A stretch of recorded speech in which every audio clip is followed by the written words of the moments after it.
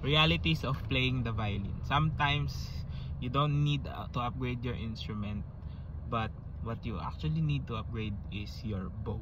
Okay? So a lot of beginners think na kapag bumili ka ng violin, there will always come a time na may kasama siya palaging bow. But in reality, when you buy a more expensive instrument, usually the bow doesn't come with the instrument. So a lot of people actually change violins and does not change their bow, no? Especially kahit sa mga professionals, no? Because they actually invest also in their bows, no?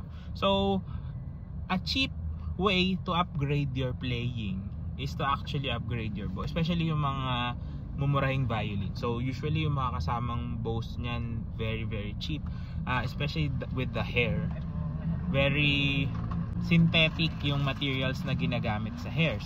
So hindi maganda yung kapit niya, minsan hindi talaga kumakapit, no, kasi usually it's made of nylon instead of, you know, horse hair talaga. So an upgrade of, I think, 800 to 900, maybe less than 1,000 pesos from your standard bow na galing sa violin mo is actually a substantial upgrade, no? So kung nag-iisip ka na mas magpaganda kahit papano without breaking the bank, that is a good option to have, no? So wag ka tayong mag-focus lang, as I've said, no, it's not about the quality of your instrument, but sometimes meron din talagang mga factors like if the bow doesn't work properly, no, hindi na siya na sisikipan, or hindi maganda talaga yung hair, the quality of the hair, syempre kailangan mo magpalit. So that is a cheaper option, no? Pero syempre testingin nyo muna yung instrument nyo, especially if you're beginners.